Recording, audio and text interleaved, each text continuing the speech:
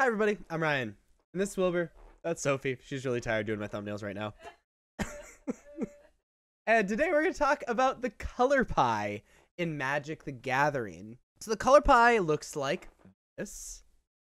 And it's sort of an explanation for why colors do certain things, why colors work together well, why colors might not work together well, gaps in what color combinations do.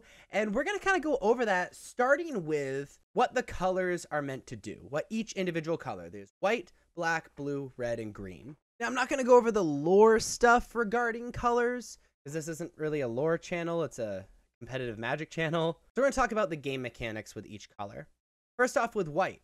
White focuses on damage prevention, life gain, protection, having small creatures that are kind of still powerful, changing the rules of the game, like adding taxes to stuff like Thalia, Garden of Thraben, artifact and enchantment destruction, like Wrath of God and things like that, making things avoid combat, like things with like pacifism. Blue cares about card draw, counterspells, cloning creatures on the battlefield, returning things to the hand, tapping and untapping permanents, gaining control of either effects or permanents, milling, making things unblockable or flying or whatever, and changing what cards do. Black cares about creature destruction, giving -1/-1 counters, draining health from creatures and players via things with lifelink, death touch, reanimating creatures, giving up life for card advantage. Red cares about direct damage, artifact and land destruction, aggressive creatures, creatures having awesome abilities like first strike, double strike, flanking, haste, trample, rampage, fire breathing, things like that, short-term mana acceleration,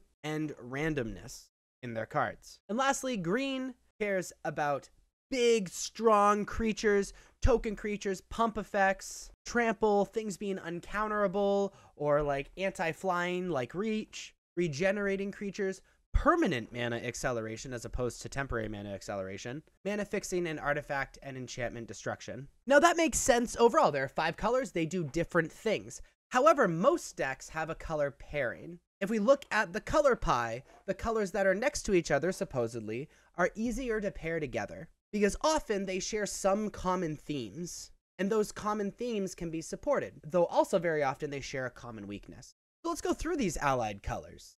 White-blue, also known as Azorius, is focused on control magic, counterspells and stopping their opponent from doing stuff, having flying and defensive creatures, and are exactly opposite of their common enemy, which is red. Blue-black is focused on removal and counterspells, kind of stopping their opponent from doing things, mill effects and evasive creatures. They draw cards and remove stuff, which is opposite of their common enemy, which is green. Black-red is often focused on sacrificing things in order for good things to happen, and are often very aggressive, in contrast to their common enemy, which is white. Red-green can lead to extreme mana acceleration and very aggressive and strong creatures, and are very good at destroying artifacts, and have a tendency to deal direct damage, which puts them in contrast with their common enemy, which is blue. And our last allied color is green-white, which is focused on really efficient and strong creatures for their mana costs, token generation, killing artifacts and enchantments, and pump effects, which is in total contrast to their common enemy, which is black. And so we can use the color pie as contrast to not only colors, but color combinations. But there's also this idea of enemy colors. Enemy colors are, when you look at the color pie, are colors that are on the opposite side of the color pie. For example, white's enemy colors are red and black. So let's look at the enemy color combinations. The first enemy color combination is white-black. White-black decks are often focused around life draining, exiling, and focused around having enchantments. Often white-black decks are paired with their common ally, which is blue, the Esper. Black-green has a focus on reclaiming permanents, exiling things from the graveyard, regeneration, and permanent destruction. They're often paired with their common ally, which is red, which makes Jund, sort of tie everything together. Blue-green has a focus on +1/+1 counters and card drawing, and is often paired with their common ally, which is white, also known as Bant.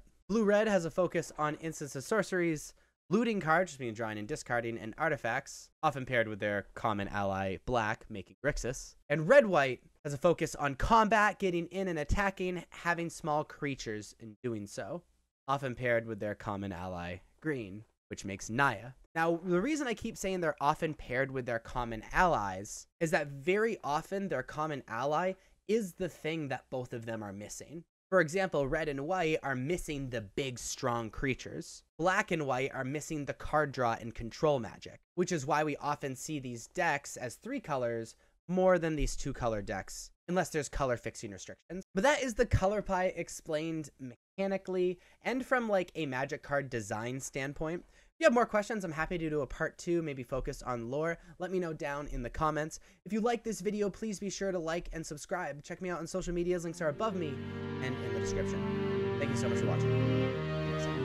Bye-bye.